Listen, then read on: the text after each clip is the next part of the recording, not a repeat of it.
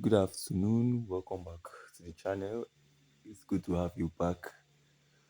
If you're not subscribed, please do well to hit the subscribe button and then also turn on the notification bell because we posting series of videos over the coming days and coming weeks continuous. So today we'll be seeing types of currency pairs, as we said, types of currency pairs. That's what we'll be looking at, and then we'll do this quickly because it's nothing much to talk about, but then just to know the types of currency pairs we have. So basically, we have three types of currency pairs, one being the major currency pairs, two being the minor currency pairs, and then lastly, we have three, the exotic currency pairs. So now, major currency pairs. How do you identify pairs are the majors, the minors, and then the exotic? So currency pairs, they contain, I did a video also on currency pairs. That video will help you explain. So we learned that currencies are paired, one currency against another.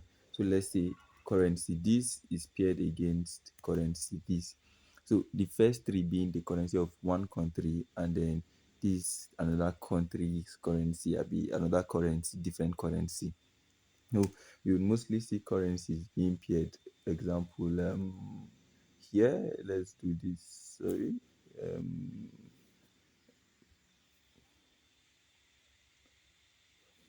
so if you look here, you would see that GBP is one currency pair, and then JPY is one other currency pair, and then you see Euro, AUD, JPY. Good, that's how they are. So one currency being paired against another currency. That's how the currency pairs are paired. And then we go on to see that's the major currency pairs now. How you identify major currency pairs is that a major currency pair always has USD attached to its back. So every currency pair that you see with USD as the last currency pair is known as a major currency pair. And then we established in the first video that I posted that the first currency, that's EUR here now, is now a quote currency, and then the currency behind is the base, is the quotes. No, sorry, the first is the base, and then the last is the quote currency. So anywhere you see the quote currency being USD is a major currency pair, and then each and every one of these pairs have their advantages and also, yes, they have their advantages and then disadvantages also. And then how do you know a minor currency pair? A minor currency pair is a pair that does not have the USD paired to its back. Pairs like these, GBP, JPY. So a pair paired against another pair that is not the US dollar is known as a minor. So let's do this just for Control V here, and then enter. We'll put this one here. Good. So these are the major currency pairs, and then this one. And then what about the exotic? The exotic currency pairs is the US dollar tagged with the currency pair of a specific country.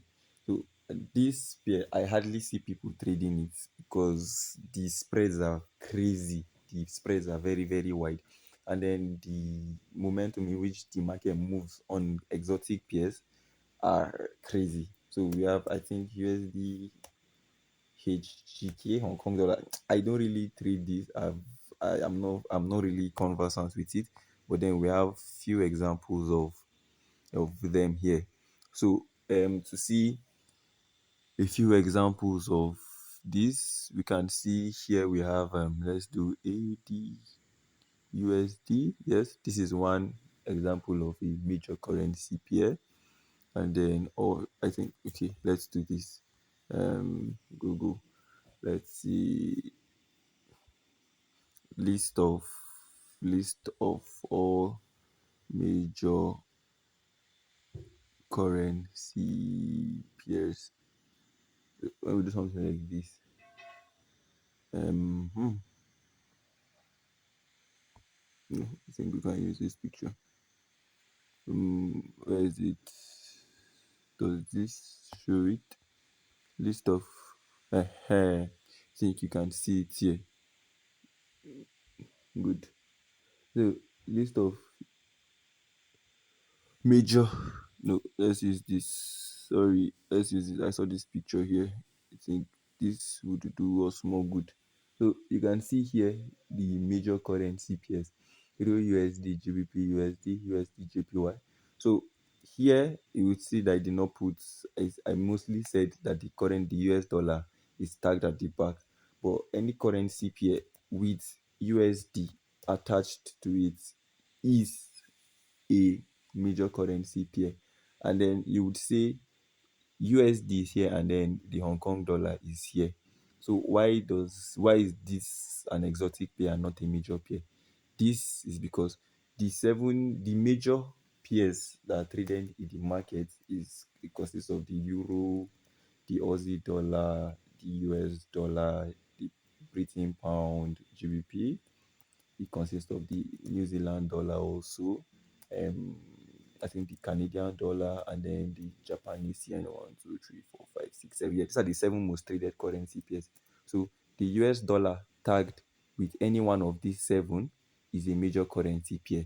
And then the exotic is the US dollar tagged with a specific currency of a country that is not among these seven that are mostly that the most traded and then active on the market is a major currency pair. And then on the just as we saw on the minor, so you could see that you could see the list of the major currency pairs that we have here. Yeah, yeah. You can see Euro USD, GBP USD, USD JPY, USD CHF, USD CAD, AED USD, and then NZD USD. You can just Google this and then you would see it. And we can also look at list of all minor minor currency pairs.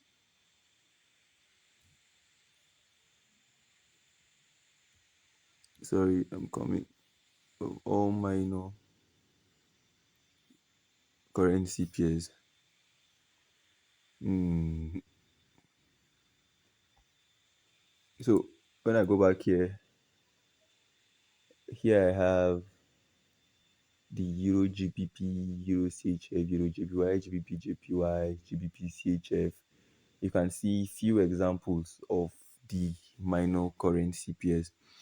And then you can see here it says the minor currency pairs are also called crosses. So just for knowledge sake, and then coming on to the exotic, so the exotic currency pairs, I said, so I've not really seen people trading it. It's just there for you to just know that yes, it is there. I think, and then people do trade it, but I've not really seen. I think I've only seen Koju Forex that's traded that once, and then nobody else. But then, what are the advantages of these pairs? The major currency pair, the advantage of it is that its spread is low. It has very low spread. Means the distance between the buy and sell, as we said, the difference is low. And then spread being low, you would wonder why is it that the spread is low? What advantage does it have?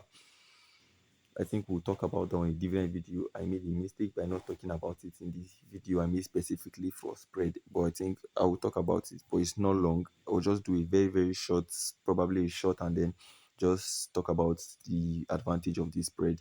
The spread is relatively low, and then there's more volatility on it.